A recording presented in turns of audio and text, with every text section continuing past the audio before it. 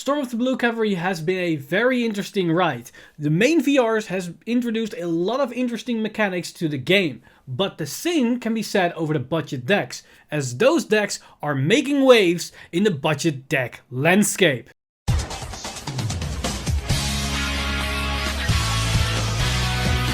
Stand up!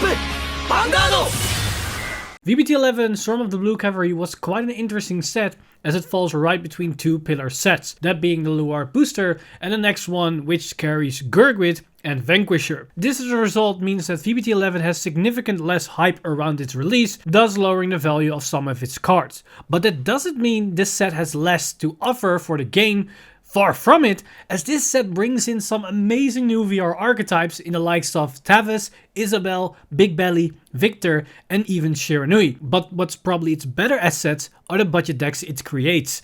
In today's budget deck video, we're going to tackle a new budget deck for Aqua Force, which is going back to its roots with position swapping as its main gimmick. Then we're diving into an upgraded Kuchikiri Kongo deck that we've covered well over a year ago. And finally, we're ending it off with BLAUS. Now, you might have noticed that that's only 3 clans, and that's because we're skipping Great Nature for this one, as it's impossible to create a good budget deck for the clan, as its support is divided into 2 VR builds. So that leaves no room for an actual budget deck option. So for Great Nature players, I would advise to go back to last year's build and upgrade that deck with some of the new support, or wait a few months once we get the new Hemske support cards. And one more thing before we begin, this video was made before the pre-release of Storm of the Blue Cavalry, so the prices are speculative, so take the value with a grain of salt, as it can be higher or lower, so always double check before making a purchase. Now with that said, let's head into the high seas and look at this new old school Aqua Force budget deck. This Aqua Force deck costs around $40, from which half comes from the Elgos playset. So if you have some laying around, then this deck becomes a fair bit cheaper. The main grade 3 of this deck is the brand new rare grade 3 Marine General of the Raging Tides, Hristina.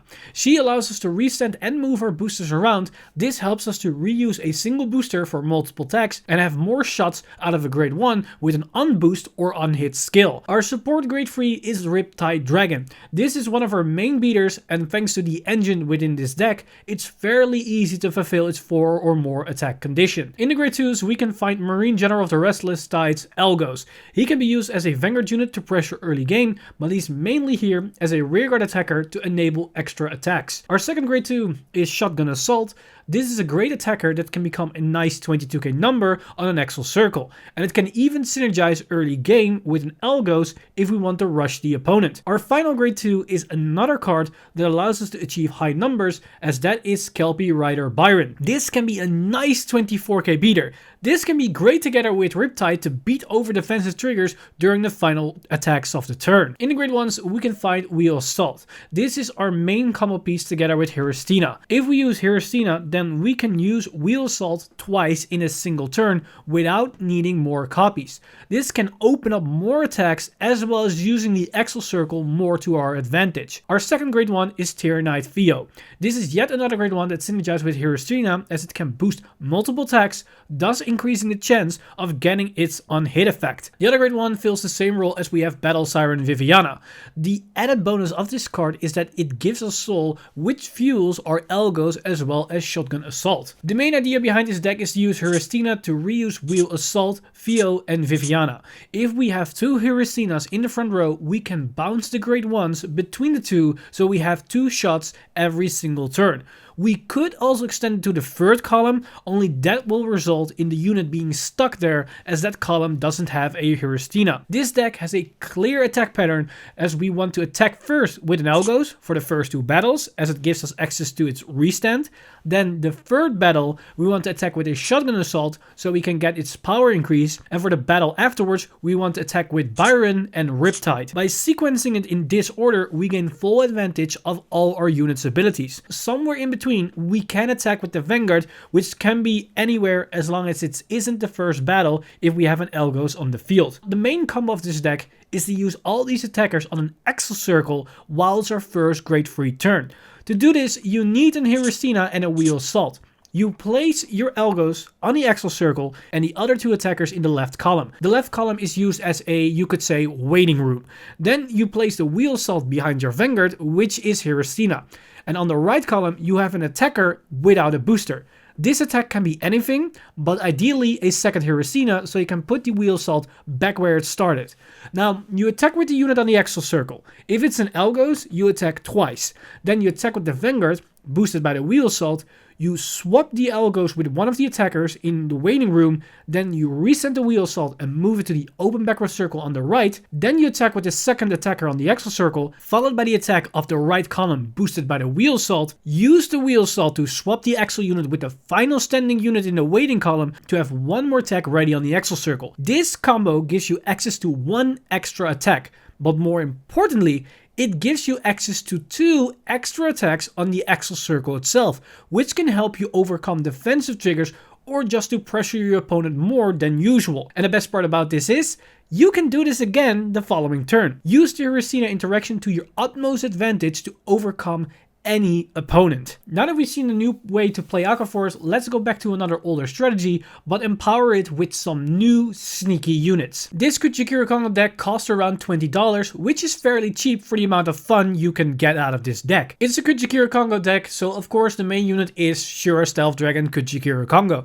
This allows us to get that extra bit of hand destruction, but more importantly, it gives us that oh so important guard restrict on top of the bouncing, making the bounce discard way more valuable.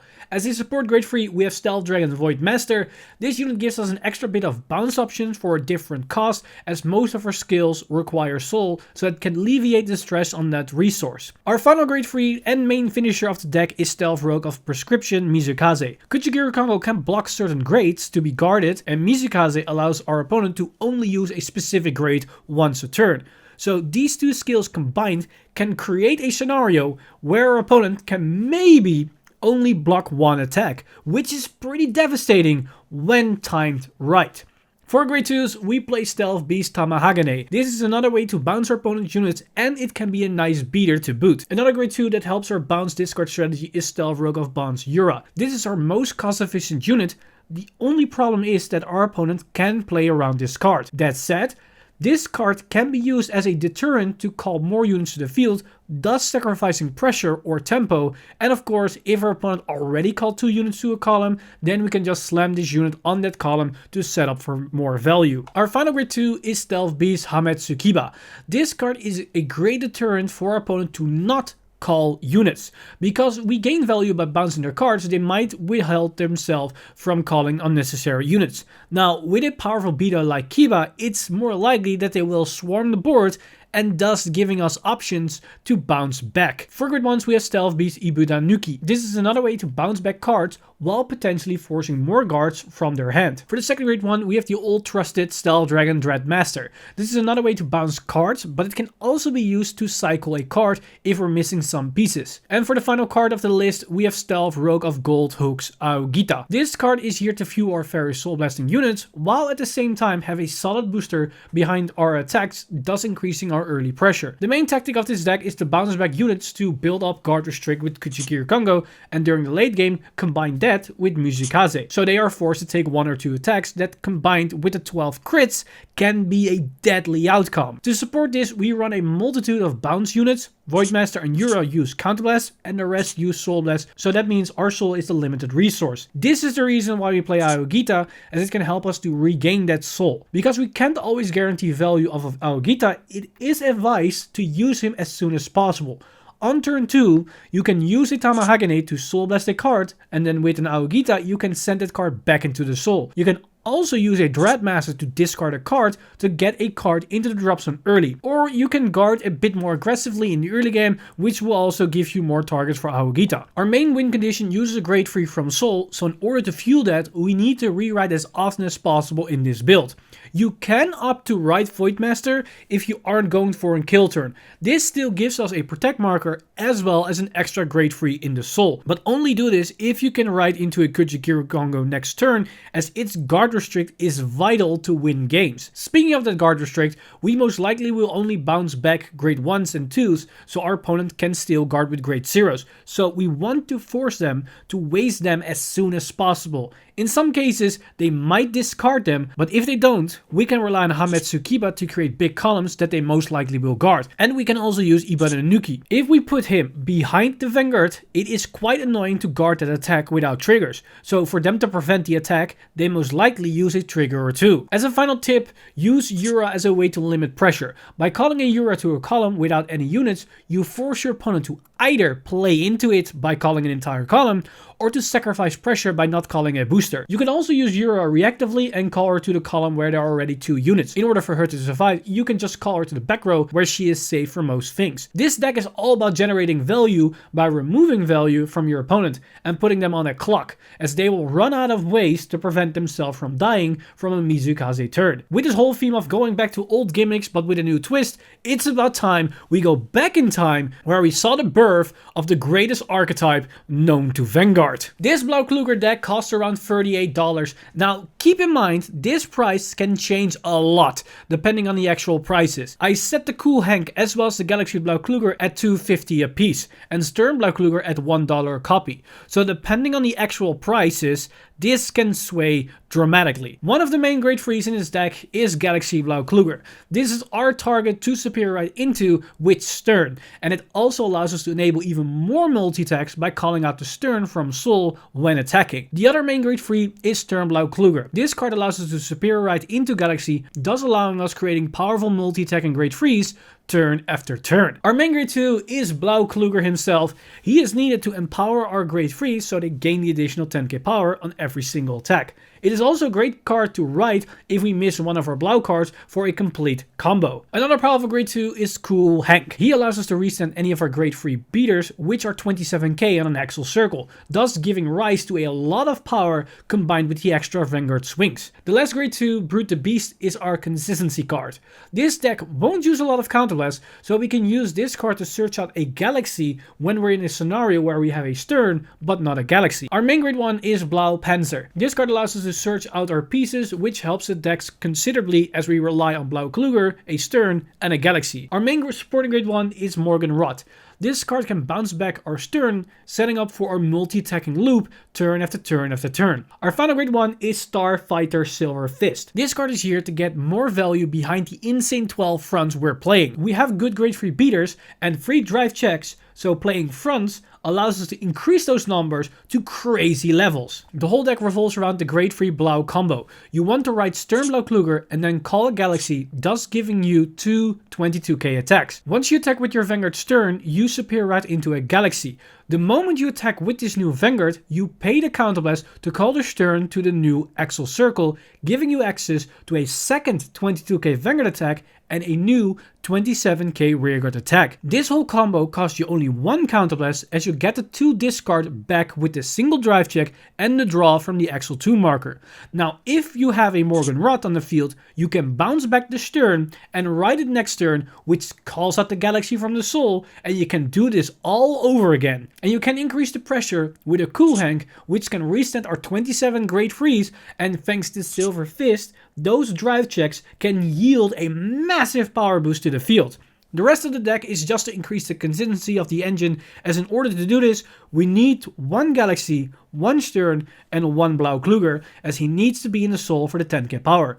We can search out our units with Blau Panzer if we write it, but outside of that, we can search our grade 3s with Blau Panzer and Brute the Beast.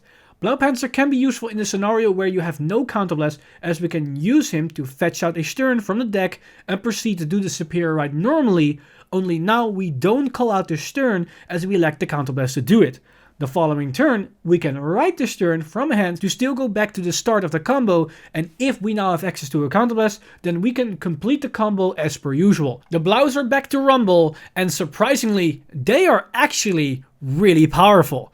And that concludes the budget decks for VBT11 Storm of the Blue Cavalry. This journey was quite interesting, as all the budget decks have something that connects them to their roots, be it an old playstyle gimmick or an older archetype getting support. It's all pretty interesting. So any Aqua Force, Nubatama and Nova Grappler player can try their hands on these new budget friendly alternatives from Storm of the Blue Cavalry. Thanks for watching this budget deck video on VBT11 Storm of the Blue Cavalry. Keep in mind, these decks aren't completely optimized, as the main core principle that was taken in consideration when building these decks was to keep in mind that we're trying to build something on a budget. So with it in mind, try to experiment with this list and try to incorporate different tactics and maybe more expensive cards to upgrade these decks to max potential, as there is definitely something more to explore in these decks, especially the one for BLAUS, because BLAUS can be a very powerful deck once we incorporate more expensive cards like Kick Typhoon, and then you might have a very powerful deck on your hands that's still somewhat on a budget. This video has been brought to you by our lovely patrons over at patreon.com/VanguardInsider. You guys are amazing. If you want to support the channel, you can simply go to patreon.com/VanguardInsider and become a patron today. But with that said, I'm Mr. Time Leap, and I see you guys in the next one!